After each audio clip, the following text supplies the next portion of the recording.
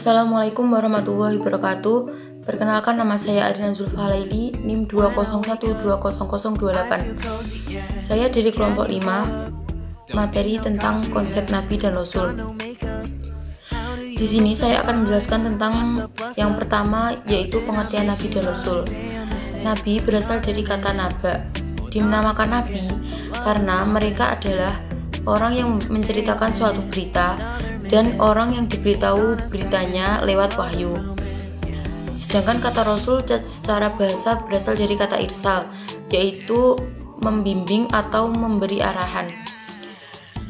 Nabi adalah orang yang mendapatkan wahyu namun tidak diperintahkan untuk menyampaikan. Sedangkan Rasul orang yang mendapatkan wahyu tapi beliau diperintahkan untuk menyampaikan kepada umatnya.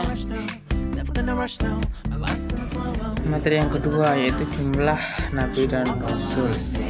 Dalam kepercayaan Islam, sebelum Nabi Muhammad SAW yang bertugas sebagai Nabi memang banyak. Dalam cerita yang banyak menghiasi tafsir Al-Quran, ada yang mengatakan jumlah Nabi itu sekitar 124.000 orang, dan diantaranya ada 315 sebagai Rasul. Dalam Al-Quran pun mengatakan, kami mengutus beberapa utusan sebelum kamu Muhammad. Di antaranya itu ada yang telah kami ceritakan kepadamu, dan di antaranya ada juga yang belum kami ceritakan kepadamu. Kandungan ayat ini bisa ditafsirkan bahwa jumlah nabi memang banyak dan hanya sebagian saja yang disebut dalam Al-Quran. Meskipun jumlah nabi ratusan ribu dan Rasul mencapai ratusan dalam Al-Quran, yang disebut di dalam Al-Quran itu hanya 25 nabi dan Rasul yang jelas sebagai mulai dari Nabi Adam sampai Nabi Muhammad SAW. Yang kedua yaitu saya akan menjelaskan tentang sifat Nabi dan Rasul.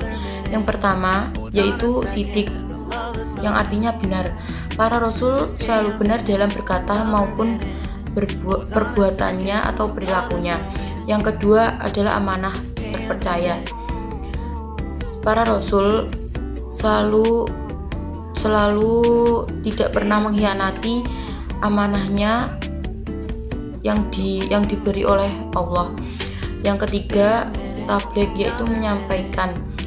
Para Rasul selalu menyampaikan segala pengajaran Allah kepada umatnya. Yang keempat, fatonah, yaitu cerdik. Para Rasul memiliki kemampuan berpikir yang cerdas dan tinggi. Yang keempat yaitu pengertian Nabi dan Rasul menurut pandangan orientalis. Ini tidak terlepas dengan wahyuan Nabi. Banyak sekali para pendapat-pendapat di luar sana yang bertanggapan pada wahyuan Nabi Muhammad SAW.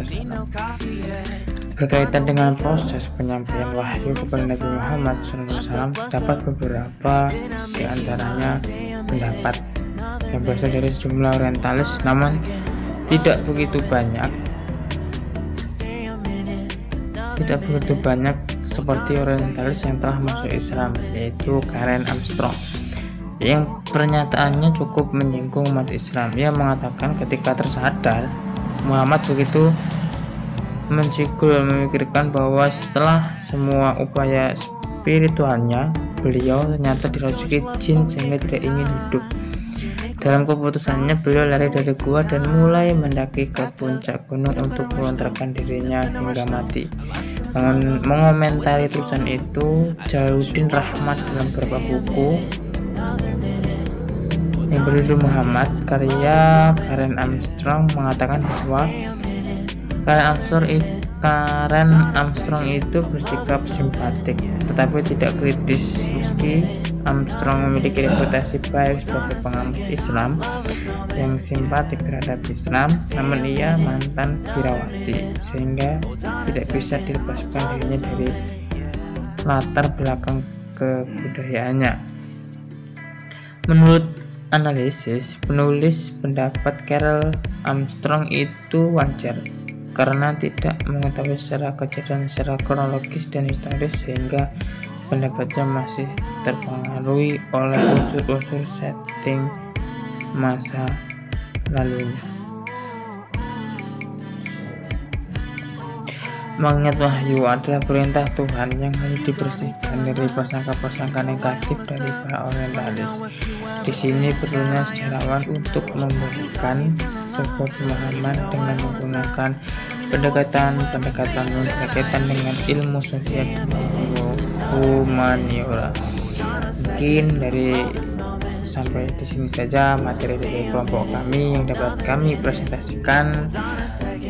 Kurang lebihnya mohon maaf. Akhir kata, wassalamualaikum warahmatullahi wabarakatuh.